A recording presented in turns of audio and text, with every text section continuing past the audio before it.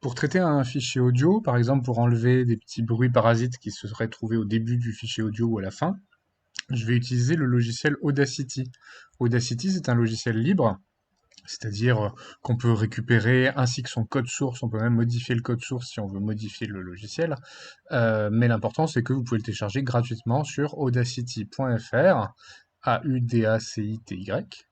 Il le traite particulièrement bien les fichiers MP3, et donc si vous n'avez pas de fichiers MP3, il faut aller les convertir en MP3 en utilisant le site Zamzar, Z-A-M-Z-A-R.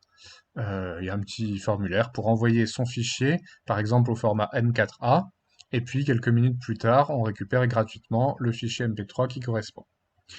Alors, une fois qu'on a ce fichier MP3, on utilise le menu Fichier, Ouvrir, et puis là, on va récupérer le nouvel enregistrement.mp3.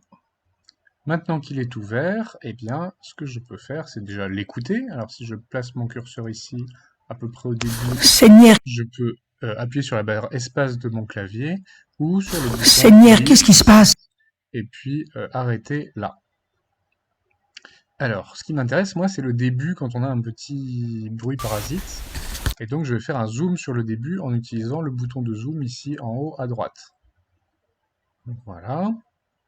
Là, disons que je vais laisser, disons, une seconde avant le début du son.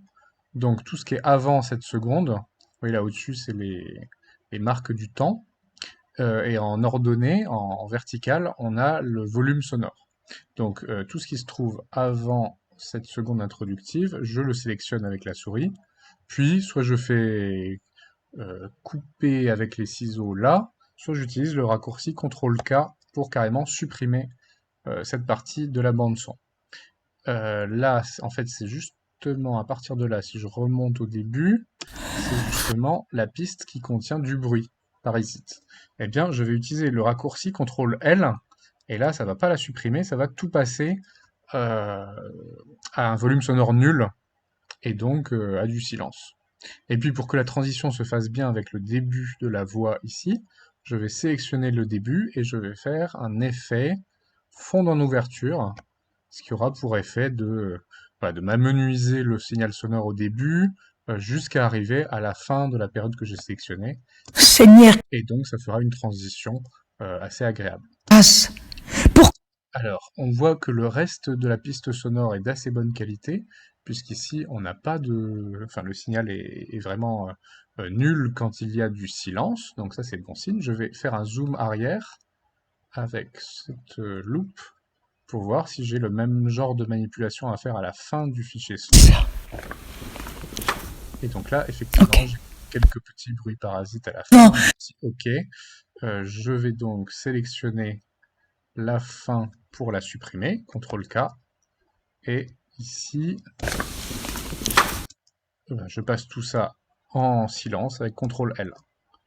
J'écoute si la transition se fait bien sur les derniers mots. mon luxe. Visiblement, ça se fait très bien. Le son naturellement décroît, mais si je veux, je peux quand même récupérer juste la fin ici, et puis faire un effet de fondre en fermeture. Voilà, pour que ce soit plus continu comme mouvement. J'ai peut-être laissé Mon quelques... luxe. Oui, là, il y a peut-être quelques secondes en trop, donc je vais effectivement enlever un peu de silence. Et quand j'ai fini mon traitement, eh bien, je peux faire fichier exporter, pas faire sauvegarder le projet. Sauvegarder le projet, ça va sauvegarder dans le format spécifique d'Audacity. Là, non, on veut exporter en MP3 et on va pouvoir enregistrer donc sous un nouveau nom euh, l'enregistrement proposé. Il y a une petite fenêtre qui nous permet de préciser par exemple le nom de l'artiste, le titre de la piste. On peut le faire ou pas, mettre simplement valider et le fichier s'enregistre progressivement pour être sauvegardé sur le disque dur.